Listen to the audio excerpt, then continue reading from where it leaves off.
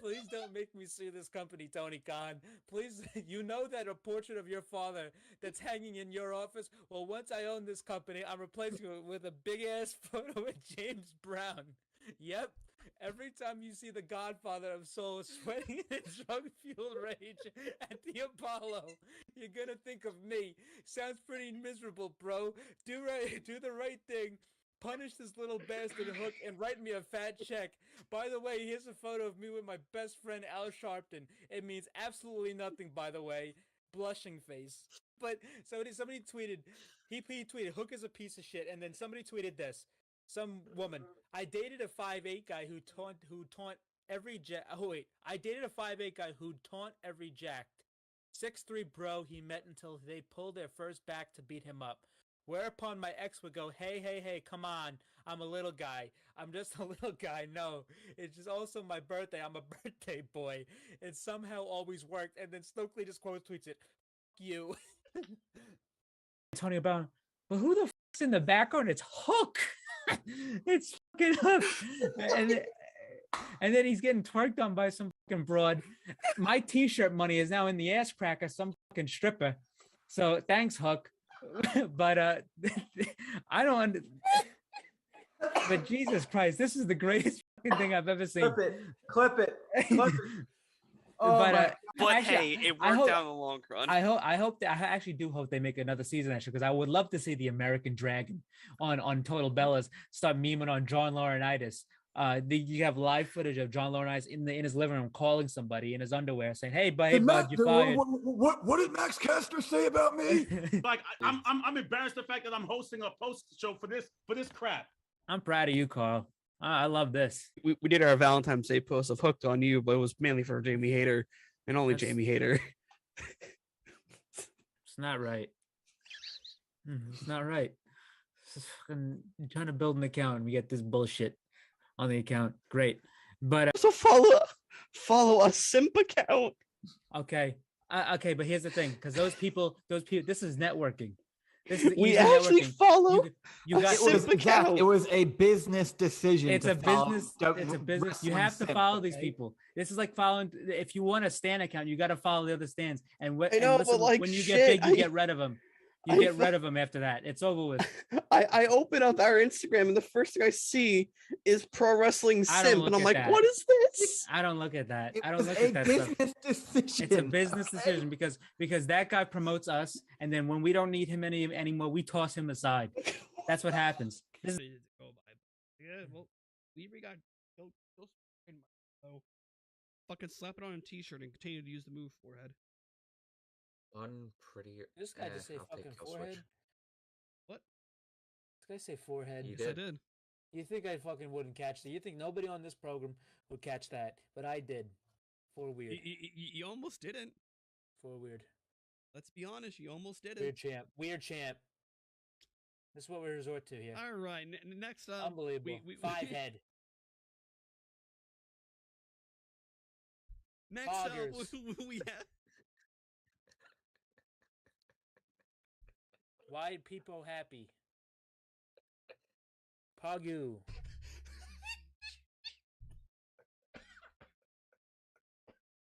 Weird champ. Full weird. Forehead. Oh god. Franker faces. Oh. Wowie. Why people sad? What else? Look at how red my face is. What else we got? Let me go on Twitch right quick. Okay.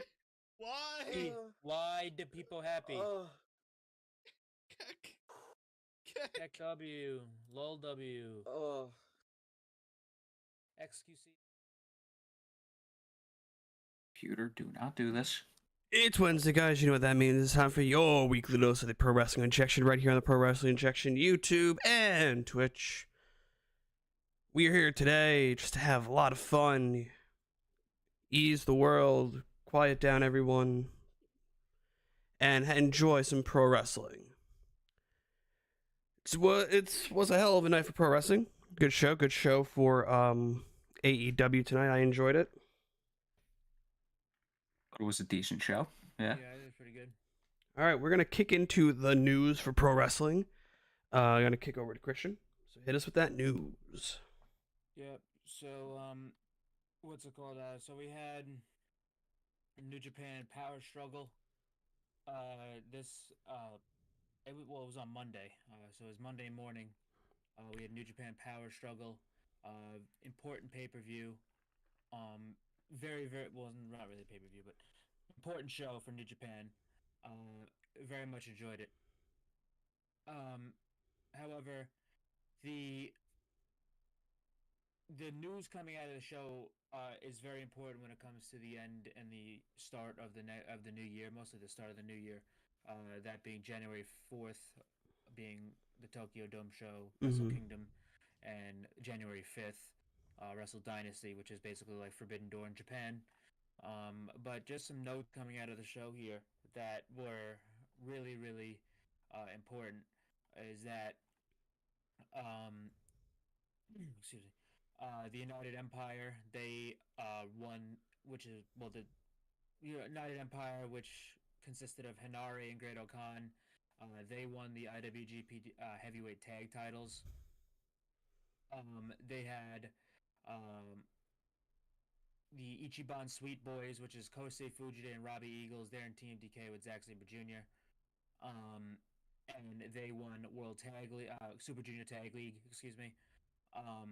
Doki retained his IWGP Junior Heavyweight title against Master Wato. So at Wrestle Kingdom,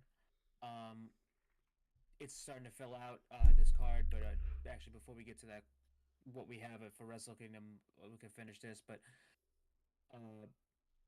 Sonata ended up leaving just 5 guys. Now they're just 4 guys. And Sonata has joined the Bullet Club War Dogs, which was very strange to me. Sonata is the last guy I would think would end up being in the Bullet Club War Dogs. I know they needed another heavyweight besides Gabe and Finlay, because obviously Alex Coughlin retired. Jake Lee got seriously injured, and he's not going to be around for a little bit. So they went with Sonata, which I thought was an odd choice. But we'll see how it goes. And the main event was Zack Sabre Jr. versus Shingo Takagi, and Zack retained his IWGP World Heavyweight title.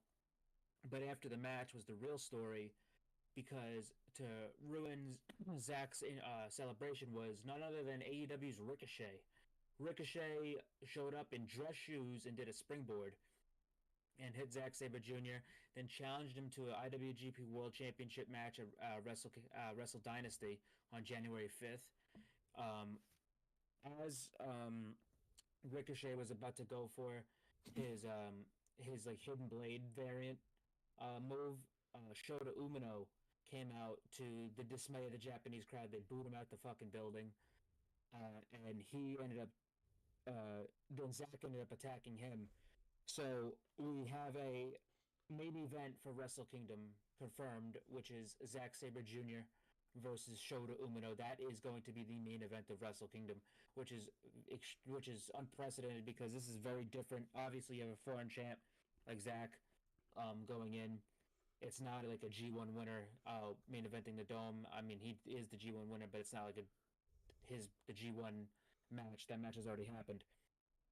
But so Zack is walking in the champion against Shota Umino, both men who have never main evented a Tokyo Dome before.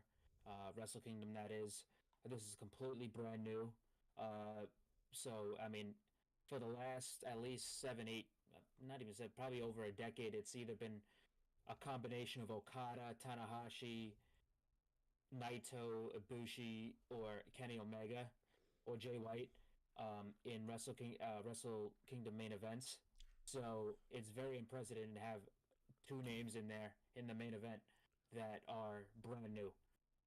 So very, very excited to see that. I'm excited to see what they do with Shota Umino, because their hand might be forced to turn him heel.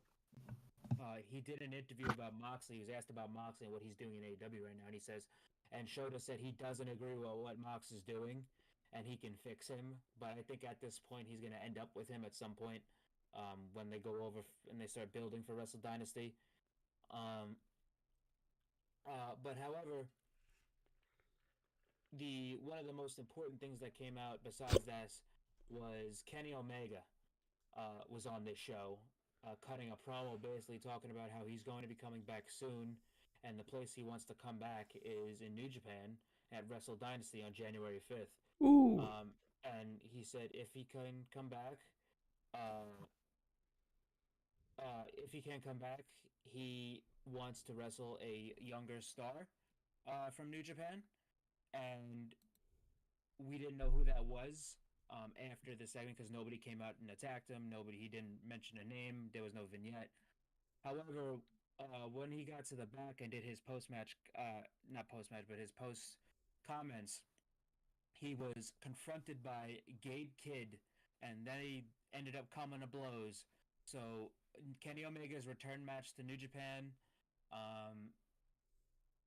and return match to wrestling, it seems, is going to be against Gabe Kidd at Wrestle Dynasty on January 5th in the Tokyo Dome, which I am extremely excited for. If I had to pick an opponent for him, for the younger guys, Gabe would have probably been one of my three choices between him, Yota Tsuji, and Yuya Uemura. So I'm very, very happy that this is the case, and I think this is going to be a great feud between these two, because these two are at the top. I mean, Gabe's at the top of his game right now, and Kenny, I mean, obviously he's the GOAT. But anyway, the Wrestle Kingdom card right now is looking like this. We already have. It's actually early. This is actually kind of a lot earlier than normal when they announce Wrestle Kingdom matches. But we have right now for the IWGP Junior Heavyweight Tag Team Championships, we have a 4-way match between the champions Kevin Knight and Kushida, which are the Intergalactic Jet Setters. Then you have the winners of Super Junior Tag League, Robbie Eagles and Kosei Fujita from TMDK. And then you have the United Empires, TJP and Francesco Akira. And then you have the Bullet Club War Dogs, Drilla Maloney and Clark Connors. There's also a New Japan Television Championship 3-way between Jeff Cobb, Ryohei Oiwa, and Ren Narita. The IWGP Junior Heavyweight Championship between Doki and El Desperado. That is going to be fantastic. The IWGP Global Heavyweight Championship will be between David Finlay and Yota Tsuji. And the main event for the IWGP World Heavyweight Championship will be Zack Sabre Jr. versus Shota Umino. This is the biggest youth movement in New Japan on a card that I've seen maybe ever, especially a Tokyo Dome card. This is nothing but youthful talent, like replenished talent. Naito doesn't have a match yet. Tanahashi doesn't have a match yet. Ishii doesn't have no match yet. Goto, Yoshihashi, a lot of guys don't have matches yet. However, a lot of this is youth, and it's really cool. And the only match confirmed right now for Wrestle Dynasty is Ricochet versus Zack Sabre Jr. So that will be happening on January 5th. But yeah, that's really all there is to say about New Japan. Big stuff on the way. This is when usually tournament season in New Japan in the summertime, and then usually during the beginning of the new year is when New Japan is really at its hottest. So we'll check back in if there's any happenings. And the other last piece of news was what we talked about and what we breaking news out of New Japan actually at the Fighting Spirit Fighting Spirit Unleashed show, which is one of the New Japan Strong American shows they do, which that's going to be taking place on November 8th, which is in 2 days. TJP is going to be wrestling Konosuke Takeshita for the AEW International Championship. So Nice. So Takeshita will be having a defense, and Mercedes will also be on that show. If I could just see here. They must be taking a red eye. Yeah. Actually, if I. They're all hopping into Tony Khan's jet right now. Yeah. Yeah. So I'll just say some of the matches on the card here. You have the Grizzled Young Vets challenging for the Strong Openweight Championships against TMDK on this show, on this Fighting Spirit Unleashed. You got Leo Rush and Mustafa Ali going at it. You got Anna Jay in there against Hazuki, Koguma, and Trisha Dora. You got the Undisputed Kingdom of Matt Bennett, Matt Taven and Mike Bennett versus Shingo and Yota Tsuji at LIJ. What else you got? You got TJP and Takeshita and Kosei Fujita versus Gabe Kidd. A lot of AEW on this Fighting Spirit Unleashed card in 2 days, so that'll be a good show. I'm definitely gonna check that one out.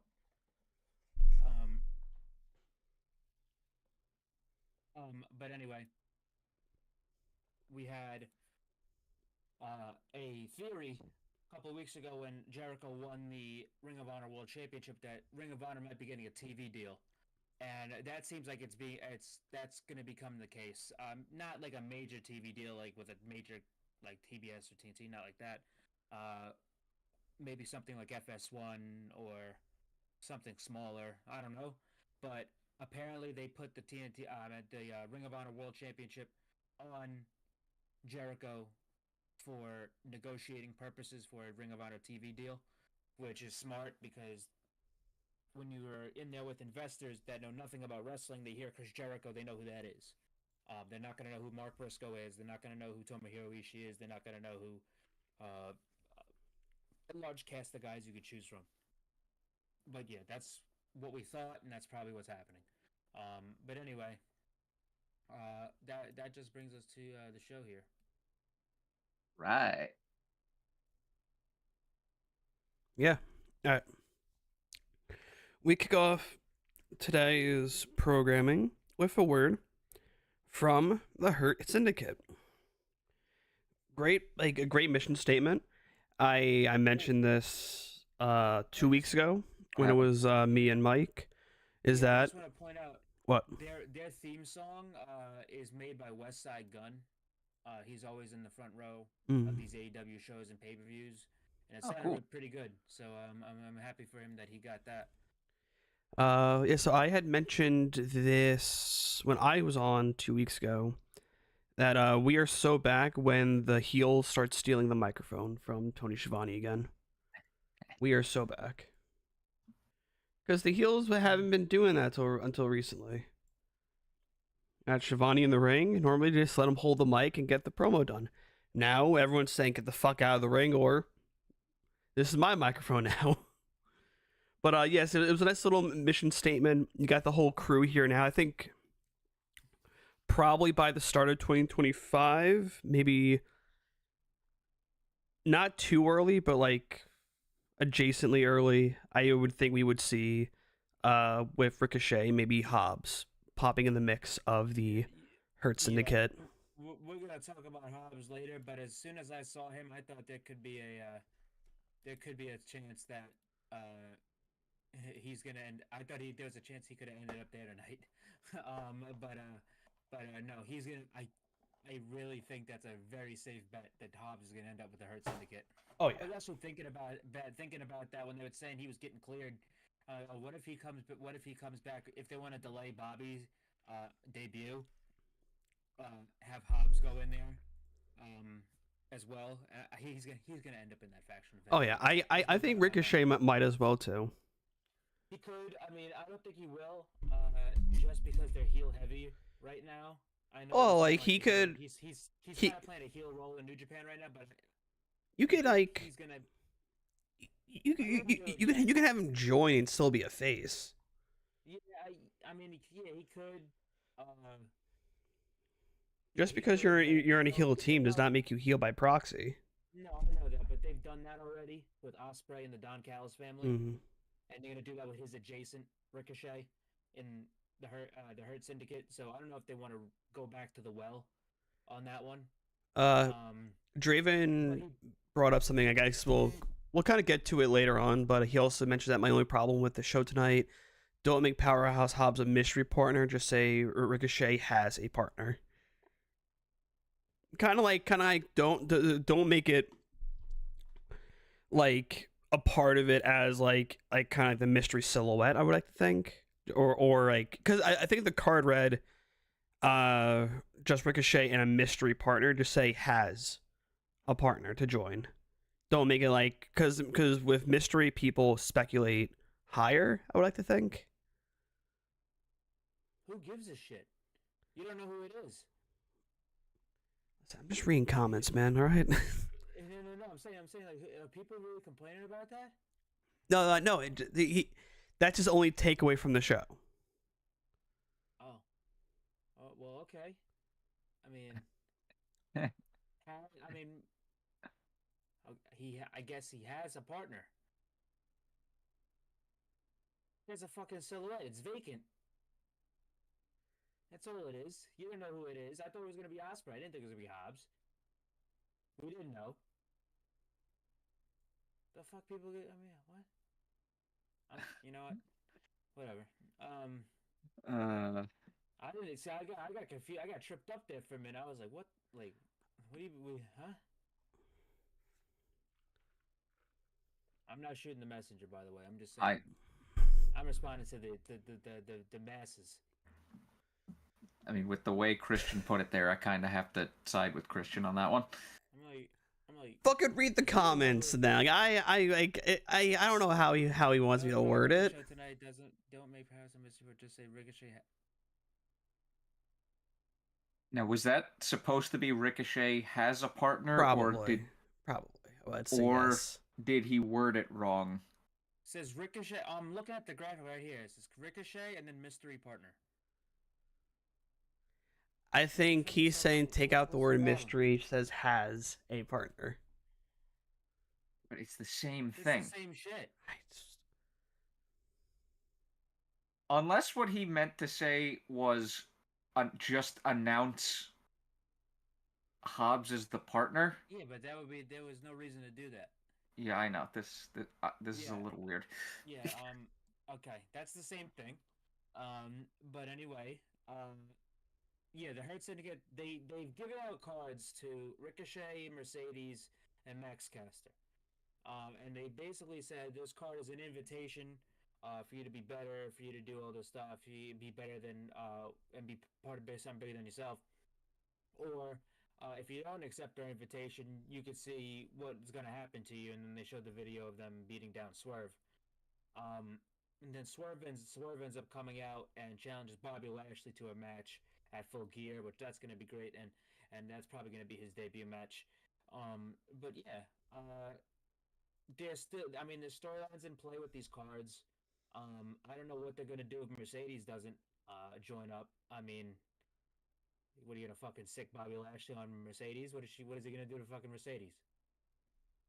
You fucking Bobby Lashley can grab Mercedes by the fucking abdomen, throw her like a spiral football.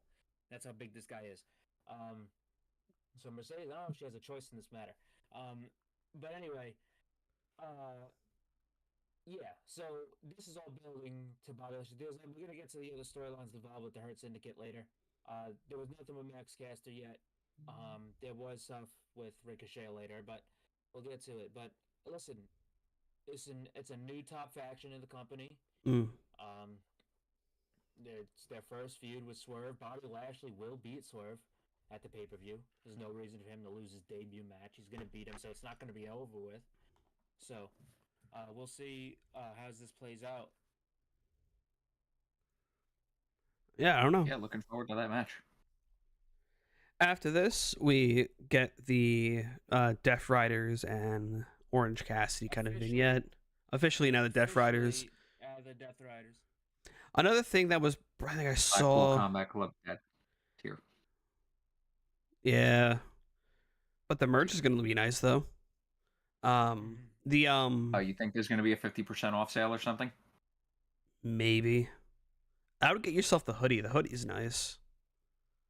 The hoodie is nice. I probably should. I I can get that as a birthday present. Ooh. I have the hoodie as well. So yeah, it's. I also read that Moxley, I think, renewed it or got the Switchblade Conspiracy trademark situated. He did that a while ago. I think he re-upped it because it got brought back up in the news again. I don't know. Yeah, because I mean. Well, when he wrestles on the side at Sami Callihan's indie, which is Wrestling Revolver, and they tag together all the time. So I think it's just for that. I wouldn't read too much into it, like Sammy's coming to AEW or anything like that. He tags him all the time at Wrestling Revolver. I wouldn't mind Sammy getting involved with this Death Rider stuff. I think it would be nice for him. So I don't think he fits what they are right now. yeah, But in the future, if Mox wants to do something with him, then I'm cool with that. with so yeah, the vignette just recapped a lot of the stuff that has happened over the week, especially this past Saturday. Yeah, I think it's gonna be nice. It's gonna be a nice match on the 23rd for Orange Cassidy and John Moxley. Of course, Moxley is going to win. There's Oh yeah. as much as I would love to see There's Orange a Cassidy, -% chance of Orange Cassidy winning. something would have to go wrong in order to cause an audible for it to happen. I don't even know if there would be an Kind of like him getting knocked out at Grand Slam. Yeah. That literally that was the only reason Ray Phoenix won that match. But no, so Listen, if there would have to be an audible, you got Christian right there. To be honest with you, This is true. I mean, yeah. But yeah. Oh. Okay. Actually, that New would be a Japan- hell of an audible. New Japan just announced that the winner of the four-way women's match is going to challenge Mercedes for the Strong Championship at their next show. So I mean Anna Jay is in that match, so I guess she's not winning that match. But anyway, yeah. But the Death Riders. I mean, I really like the name. The name is cool. I don't have any problem with it. It makes sense. This guy's finish. I said what I said last week about Shota Umino and how Shota Umino already has a Death Riders jacket that he carries around since he came back from excursion. I mean, not even since he was given to him in fucking like 2018. So that could easily work. I love Marina walking around with the briefcase handcuffed to her. Like, that's fucking awesome. And she is wearing a necklace with 2 keys on it. I'm like, bro, like, that's like fucking kind of cool. But the match itself was pretty good, very good. It ended by DQ because Mox and Marina and Yuta got involved. Fucking how Darby Allin isn't. I mean, if this guy is not concussed, then I don't know what the fuck to even say anymore. I don't even want to think anymore. This guy picked him up in a gorilla press and threw him right into the post, and he fell down on an angle where he landed right on his fucking head. And if this guy isn't concussed, He's made of rubber.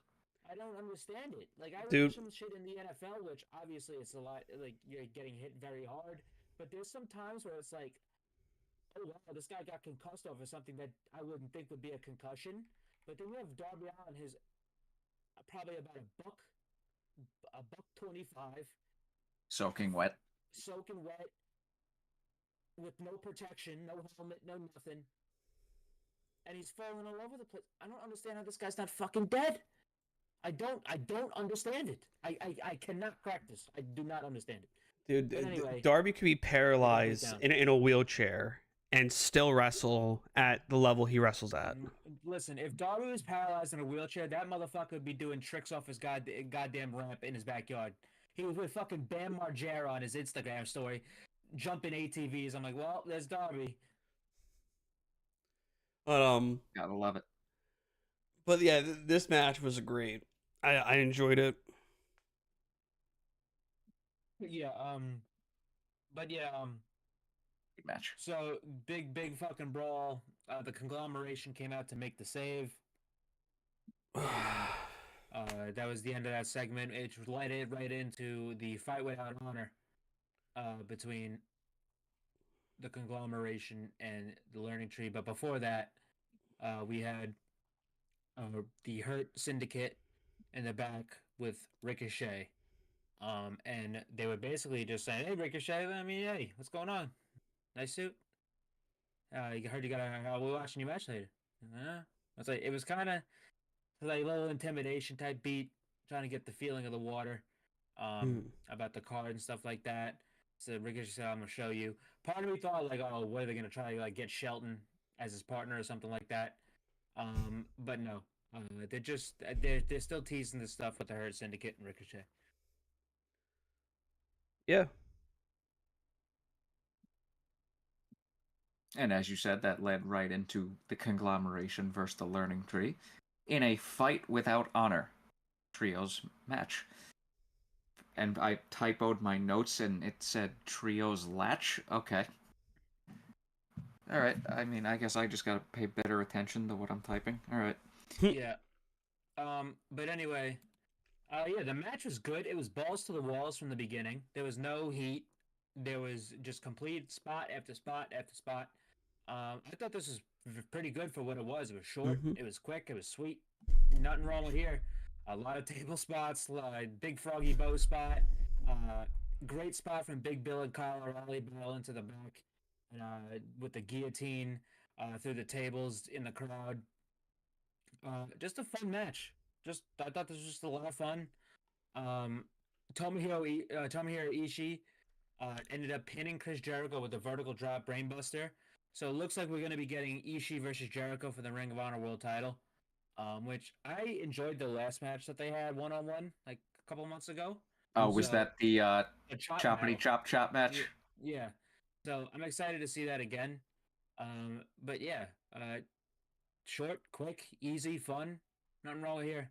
Yeah. And I really liked when Jericho and them were coming out, how they showed the two things that partly led to this match of him putting Ishii's head in a chair on September 4th and Jericho winning the ROH title 2 weeks ago.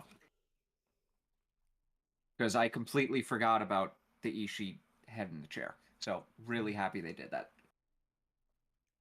Yeah. Yeah, this match was great. Kyle O'Reilly and Big Bill took a nice table spot outside the ring. Those tables exploded. Unlike the Yeah, tables Love at to the see Ring of exploding Honor, tables. on the tables at the Ring of Honor show. Gotta love exploding tables. Mm-hmm. Always a good time. Except if you're going through them, that must suck. But yeah. So after this, we had the Death Riders walking in the back. I believe it was Claudio and Pac in that order. Went past the camera first. As Yuta's walking, Mox comes up behind him, stops him, and then cuts a promo. I love Mox's promos. This guy rarely misses. Said One of if the you want to best in the hear biz. one of the best promos, just listen to his audiobook.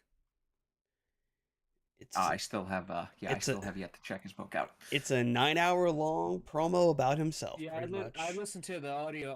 I would listen to the audio book if you're gonna interested in reading the book because it's narrated by him, Mm-hmm.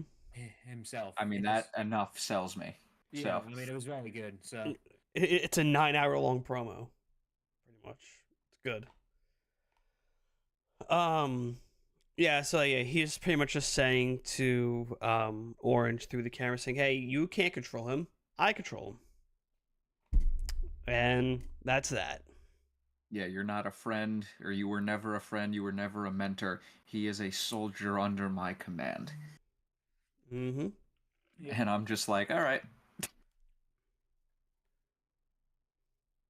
drill sergeant. Yeah, so yeah, I mean you already basically said everything there is to it. There.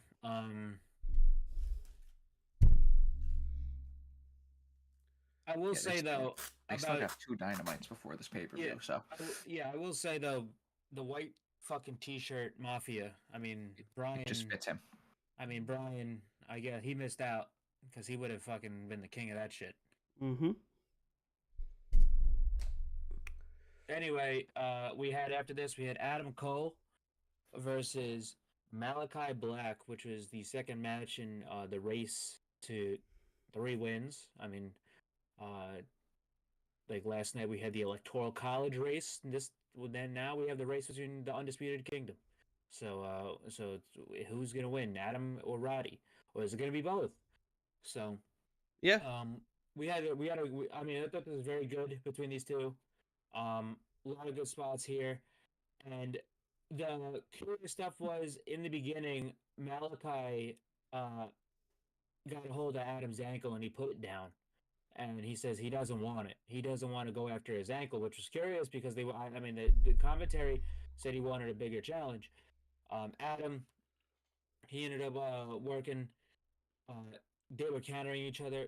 Malachi ended up hitting Adam with the end, and that's usually I don't know if anyone's kicked out of that in AEW, but Adam Cole did, and Malachi was completely dejected by it, and he didn't know what to do for like the rest of the match. And then it came to the point where Adam hit him with so many moves. Malachi sat in the middle of the ring, cross-legged, and asked Adam Cole to just end it. And Adam obliged. He hit him with the boom and got the victory. The way commentary sold us was that Malachi has been like dejected as of late, and he is like very not self conscious, but like what was the word I used? Let's see. There's a lot of self doubt creeping up in him, and that's why he just after he kicked out at the end that he didn't think he would win the match, so he gave up. Like Malachi just gave up. So to me, after the match they hugged in the middle of the ring. Adam shouted him out. So that could be one of two things. They could be starting a storyline where it's like Malachi. This is what I think it is. Malachi is struggling with self-doubt, and he has to like find himself again, and like they're gonna end up starting to give him a push in a singles capacity, or there was a report saying that, which is from 20 minutes ago from Fightful, the word backstage in AEW in recent months was that they believe Malachi would be done with AEW towards the end of 2024 or early 2025. However, this hasn't been confirmed. My thing is that I think they are going to do this storyline, and I think he is. And I always thought he was going to end up leaving, like for fucking a year ago. But I think this year's Andrade. I think Malachi is going to end up being in the Continental Classic.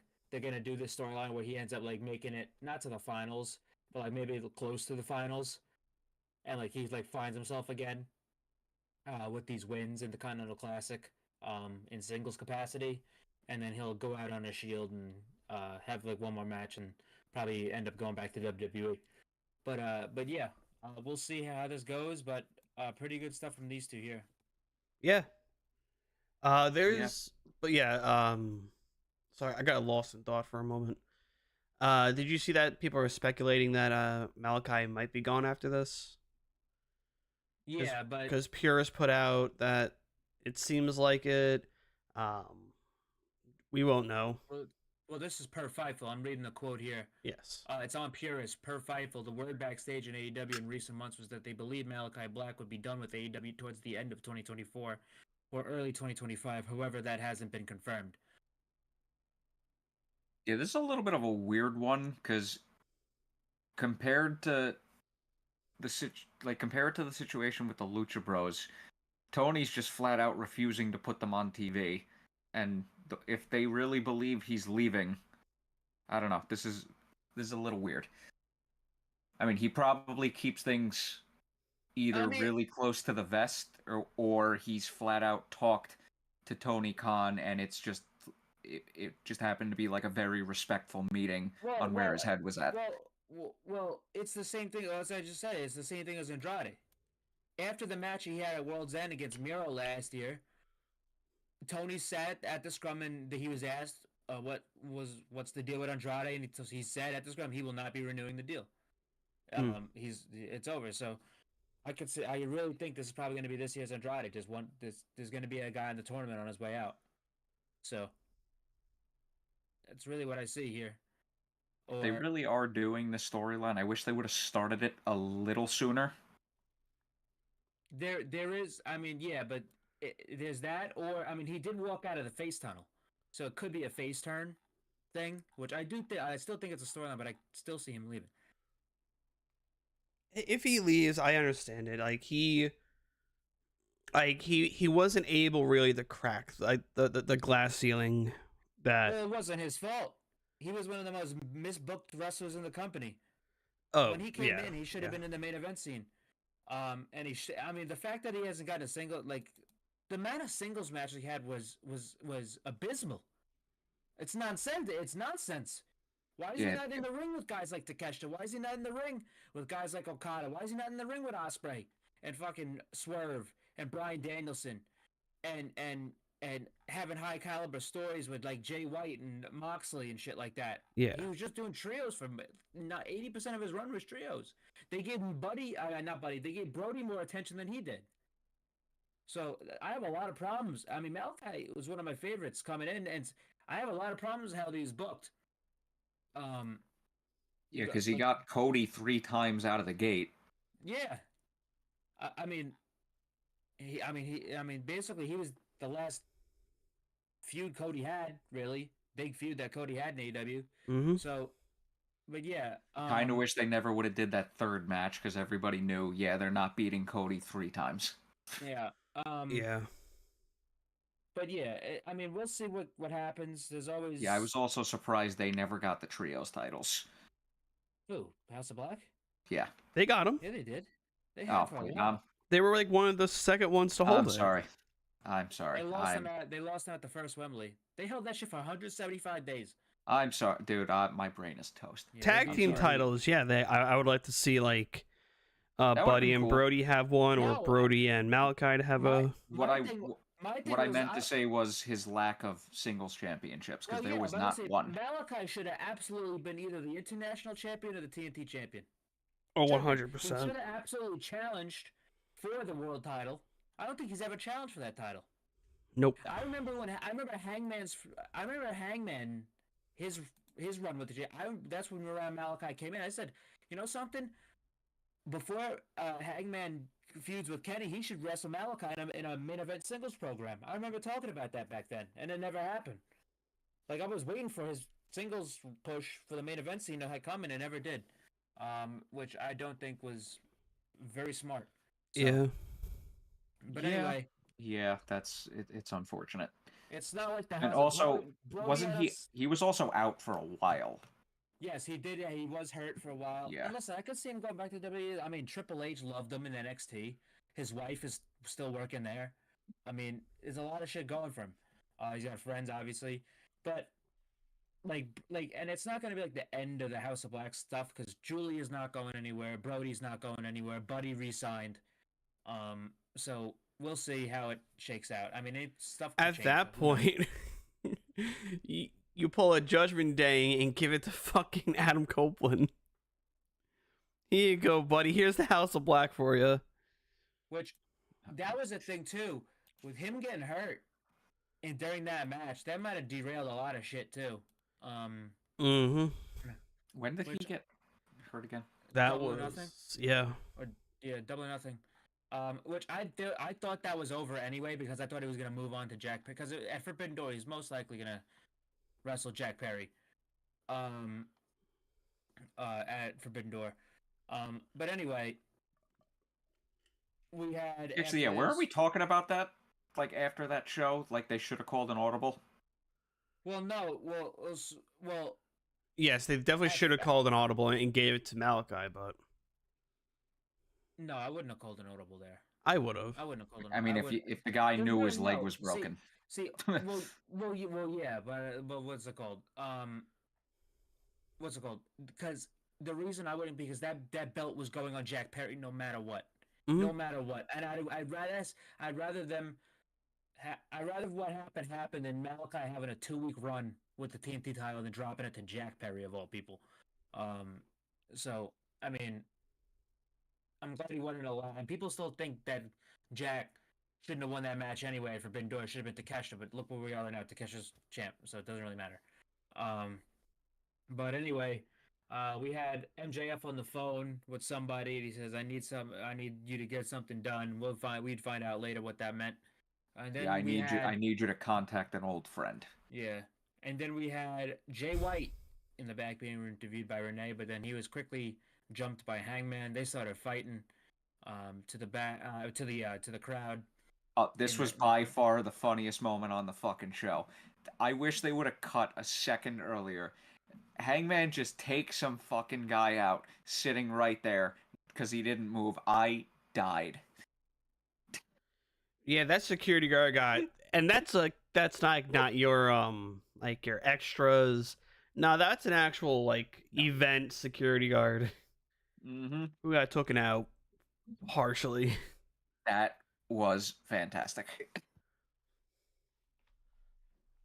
But yeah, Hangman, this guy is so great. he was about to go. I mean, he was about to basically bust Jay White's leg up, but Juice came and made the save.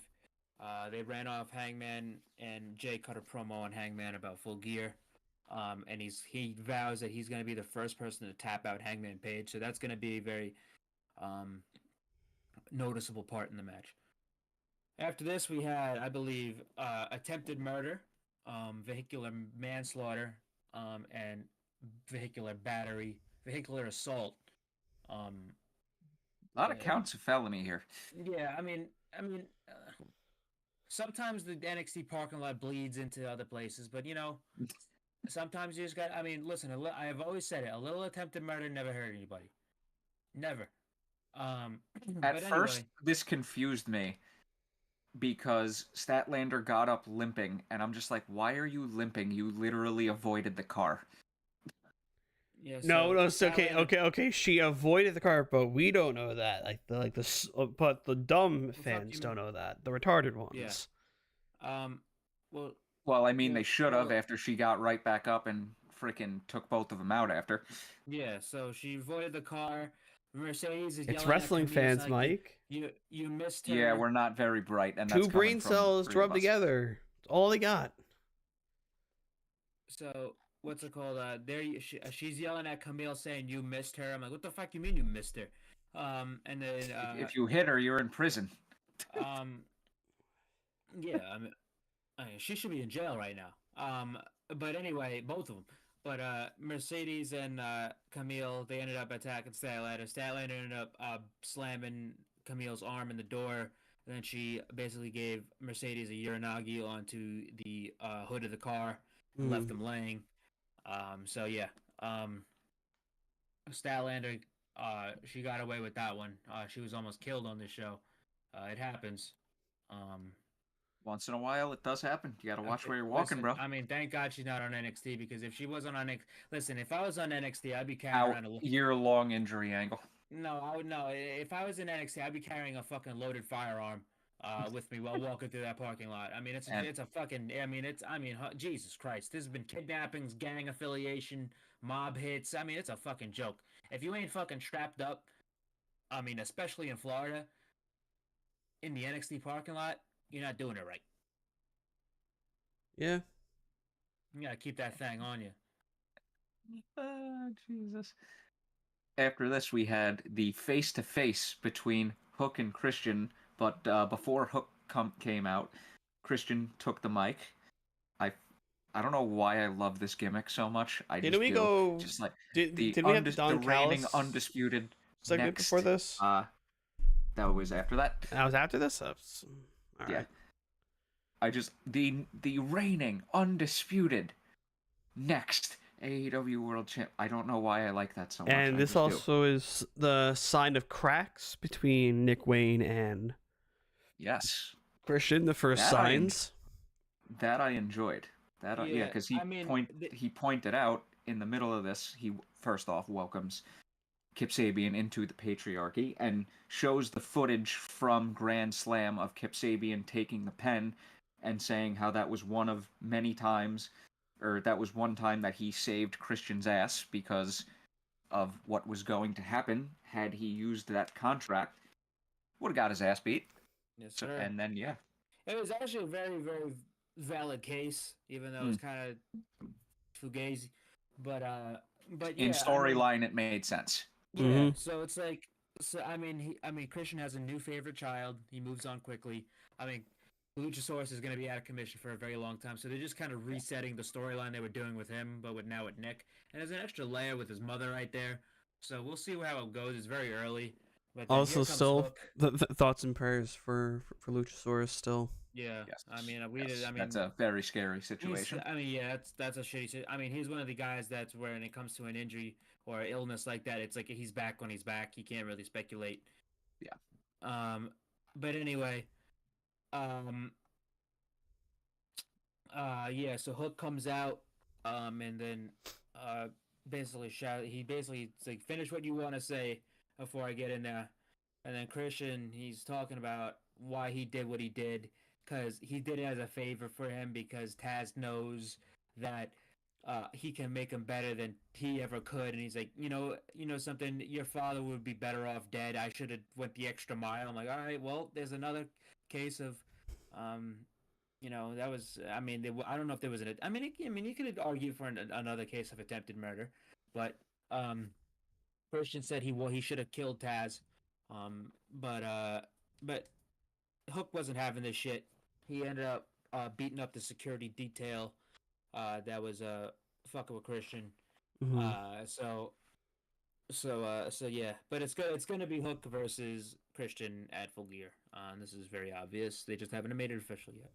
Yeah, well, actually, one thing that Christian made a point of to say twice, I should say, was you're a wild card, Hook. And I'm just like, I don't know if that's nothing, but the fact that he said it twice and kind of made it a point of emphasis, gotta keep it in mind. Yeah. Then after this, we go backstage with I think it was Renee, Alex right? Marvez. Oh, Alex Marvez. Scoops. To talk with Don Callis. Someone point out that like somehow after a year plus, the scar on his head looks fresher and fresher each day.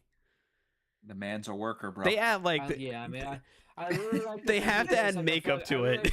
No, I really like to think he takes like a fucking kid's like little marker and just does that before his segment. Yeah, he just goes like, okay, so where's the scar again? Okay. To be honest, I wouldn't be surprised actually if that actually is what it stays like. Because I mean, it's on your head. There's not really a lot of room for like meat there, so it's right next to your skull. So it's like if you crack your head open, it's gonna bleed a lot. It also was a pretty nasty cut too. I mean, no, that was deep as shit. You could see his skull. So I wouldn't be surprised if that is actually legit and he doesn't have to do anything to alter it. I'm still amazed that actually happened because I remember we all watched it back after, like they showed the pictures and everything. And we're like, oh, good blade job. Like, cool, great, I guess. And then we were all just like, oh shit, that's real. How? I mean, he fell into fucking what? lighting equipment. Yeah, he felt like that should have get you. That should have get you. Yeah. But anyway, after this, gnarly.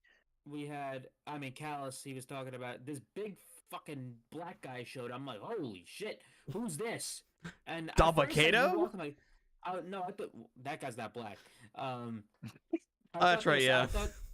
I thought this was. I thought it was Oba Femi from NXT. I'm like, that can't be. NXT's on right now, and he's the North American champion. I'm like, then I looked at him like, well, it's not him because I know what fucking Oba Femi looks like. I watched the product, but I'm like, who the fuck is this big black fuck nigga? And then I'm like, that's a Drewski reference. But he gives Callis an envelope, the phone, and a ring, and he says, hey, and then he plays a message. It's from MJF.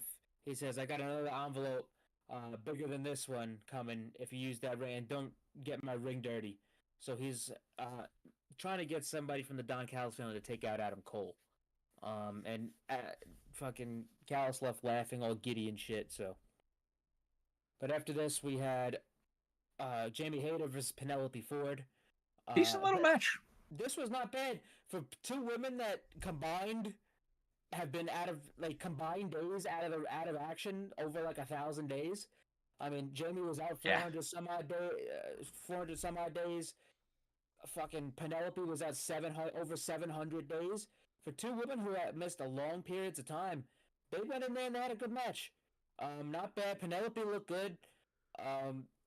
Jamie obviously looked very good. I mean, she's going to be back in important shit in the meantime. Once everything is wrapped up. But yeah, this is pretty good. Nothing short, wrong sweet, here. and what it needed to be. Yep. Jamie wins with the haterade, which was expected. But yeah, uh, after this, they showed her a vignette from Mina Shirakawa. She's going to be coming back next week, and With there was a little QR code with a black where it says Mina is coming, and then half the screen went black and white for a split second, and a QR code shot up. And when you scan the QR code, it brings you to a YouTube video called "Where in the World is Tony Storm?"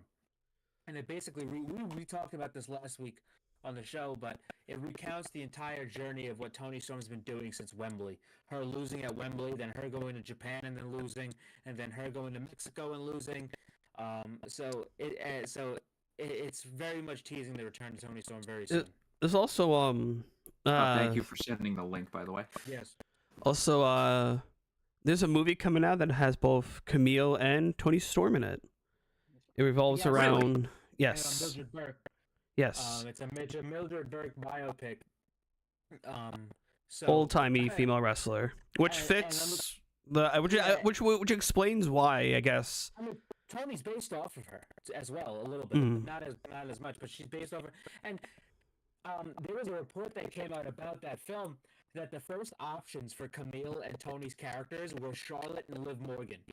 I'm like, listen, no disrespect to Charlotte and Liv Morgan, but Tony Storm would be my first option for any Yeah. type of movie like that, and she's literally doing it, so why not? I mean, Camille even looked. I guess I could- because Charlotte, a taller, more muscular woman, but Camille, I mean, I think she suits the part better because she looks like an older fashion wrestler. I could see Charlotte, but Liv Morgan? No, Liv Morgan, I don't think would have worked. Liv Morgan, like, no disrespect to her, she's acting. She's gonna be in a B-list horror movie that gets direct to DVD in the discount bin at Walmart.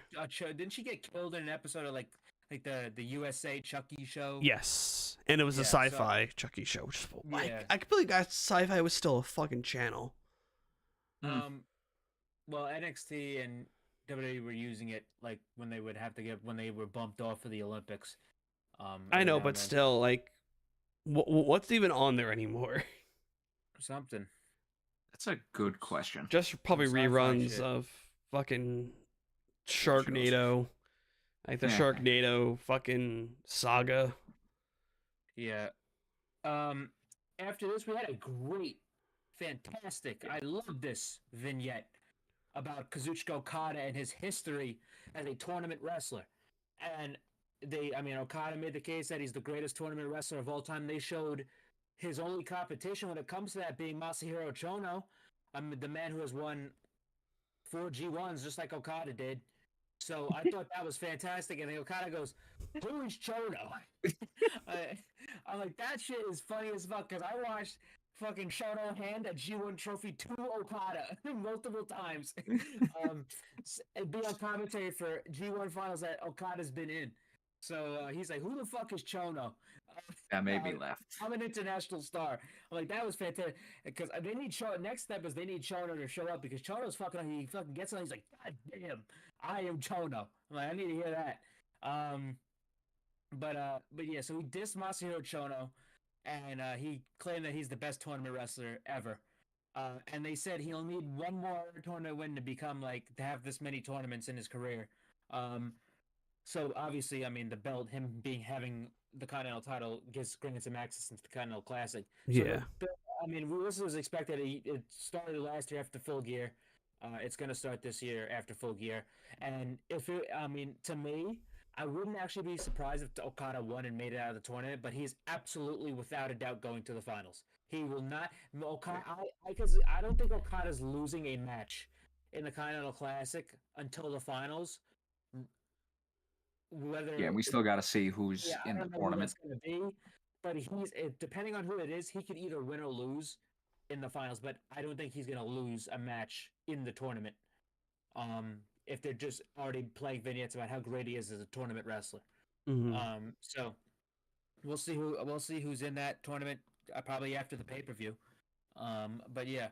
I gotta double check. Who was even in the tournament again last year? It was last Briscoe, Lethal, Jay White, Last Eddie year, Kingston. So the blocks. It was the blocks of what? 8. It was red and blue, right? Not 8. It was blocks of 5. Yeah, so it was 5 or 6? No, blue and gold. Blue and gold. Sorry. So it was Sorry. so Red it and was blue 5. Pokemon. Yeah, it was 5 and 5. I don't remember the exact blocks, but I know it was Andrade, Brody King, Daniel Garcia, Brian Danielson, Claudio Castagnoli, Eddie Kingston, John Moxley, Jay White. Yeah. So and I'm also trying to remember the 6-man Rouge. tag that we also saw at World's Rouge. End. Those were the 10. That's right. Yeah, because we had the 8-man tag at World's End. At World's End, yeah, which was blue and gold going at it, which was a good match too. Oh, Swerve was also in Gold League. Yes. I think Because it came down to him, Moxley, and Jay. Trying to think of who I would like to see go in this. I would like to see. I made the case for Malachi. Yeah. Yeah, I think he would. I think Maybe that would be a good addition. Maybe put Hangman and put Jay White into it too. I mean, they could. I mean, I will say this. It depends on what people are doing.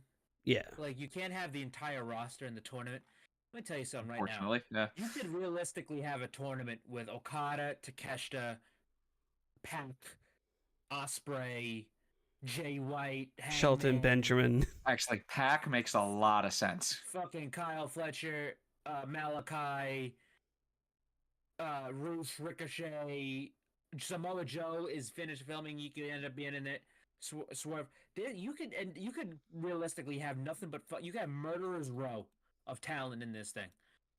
Like, but they're gonna need. I liked how they did it last year. They're gonna need they're work rate guys. They're gonna need a big guy. They're gonna need a real young guy like how Garcia was last year. They're gonna need an underdog, and there needs to be like a fall guy, like how Luther was last year. I hope they put Buddy in the tournament this year. Buddy, that's another one I would love. That would be unbelievable. Dude, they can quite him a spot. Yeah, they can quite literally put 12 new people, and the quality of the tournament would not suffer one bit. That's right. Yeah. But besides I'm we'll probably get an announcement at the pay-per-view when they're gonna announce the entrance, because they did a whole press conference for it last year, like how they do the G1. So I mean, they could do like an announcement, not next week, the Dynamite right before the pay-per-view, and just saying, "Hey, we're announcing the entire card on next Wednesday or something," and just be like two of the matches are gonna happen that night. I actually would do it the same way they did last year. I really enjoy the New Japan when they announce the entrance for the G1. Like, they do this whole thing, like, you don't know who it's gonna be. And they did that last year. They did a whole YouTube show midday with Tony Schiavone sitting there naming off. I still have yet to watch that, by the way. I thought that was great. So I hope they do that again. I've had it saved in my watch later folder since. Yeah, so I hope they do that again. It was live. So I hope that's the case. But besides that, we got to our main event here. It was the Don Callis families, Konosuke Takeshita and Kyle Fletcher, versus Ricochet and a mystery partner that turned out to be the returning and now medically cleared Powerhouse Hobbs. I thought it was going to be Mark Davis at first. I didn't think it was going to be Mark Davis because it was a main event. Like, if it wasn't a main event, I thought it was going to be Ospreay. I thought it was going to be Ospreay, but it wasn't. But he ended up coming back anyway. I didn't think it was going to be Mark Davis because they have that other side story thing going. Yeah. Well, like, still, like, I would have, like, just Mark Davis, like, kind of now put, like, kind of like the idea now, because like, I think right now it's kind of clear that, to me, Mark Davis and Kyle Fletcher at Full Gear, there's going to be a match with them. No. It's going to be Kyle and Ospreay. Wait, Kyle and Ospreay? Oh, wait, sorry. Yeah. I thought you were... I'm shot. I thought you meant because Mark Davis is clear now. He is officially medically cleared. That has been announced by Fightful, but he's absolutely going to be involved in that match. But no. No, that's got to be Kyle and Ospreay. Has to be. they gotta get Osprey on that show. You're not sitting out Osprey for Mark Davis in a one-on-one environment. You can do that on TV. Um, but yeah, the match itself, very good. Look who's in the ring. That's all you really need to know. Yeah. They really set up. I mean, I expected this anyway. I'm not Osprey. Ricochet to catch that full gear for the international title. Ricochet ended up winning with a shooting star press, and then it's his own version of the hidden blade. He's calling it like the spirit. I think it's called like the spirit gun or something like that. That's a nice name. Or the soul gun or something like that. But he pinned Takeshita. He pinned the international champion. He will be getting a one-on-one singles match against Takeshita. He wasn't pinned at Wrestle Dream, so he's going to be getting that match at Full Gear. After the match, you had the rest of the Don Callis family come out. Well, you had Kyle attack Ricochet, and then here comes Mark Davis to make the save.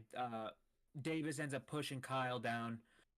Brian Cage and Lance Archer end up coming out and beating up on Mark Davis. Adam Cole comes out to neutralize Takeshita, and as soon as Kyle's about to hit Mark Davis with the screw drive, here comes Will Ospreay. We haven't seen him since the pay-per-view. He fights off with Lance Archer and Brian Cage with the help of Hobbs. And as soon as he's about to hit the hidden blade on Kyle Fletcher, Kyle rolls out of the ring, and then Kyle and the rest of the Don Callis family flee, and then Ospreay, Ricochet, Powerhouse Hobbs, and not Adam Cole, Mark Davis, they ended up standing tall at the end. That's how they went off the air. Yeah. I thought this was a good show. I think the angle here sets up. I mean, you have Kyle and Ospreay at the pay-per-view. You have Ricochet and Takeshita at the pay-per-view.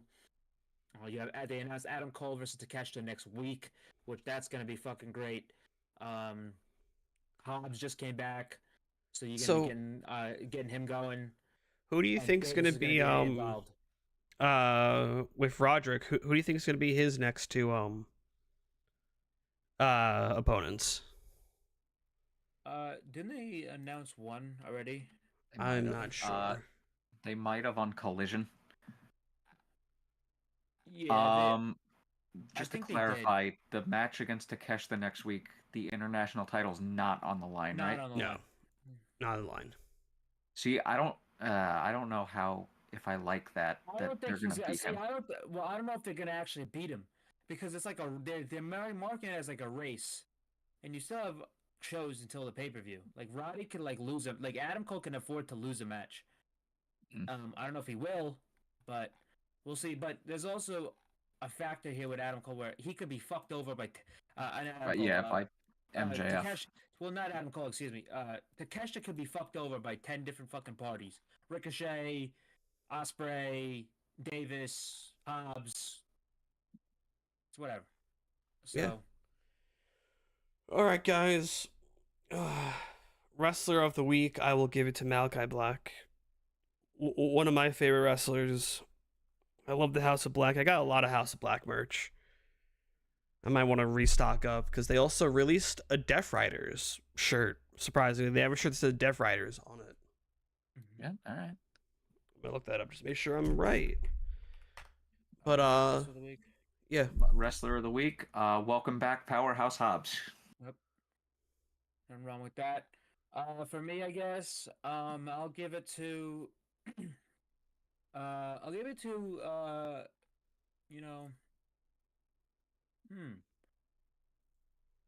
It's called Death Rides. But when I take forever, I get cursed out. I'll give it a Ricochet.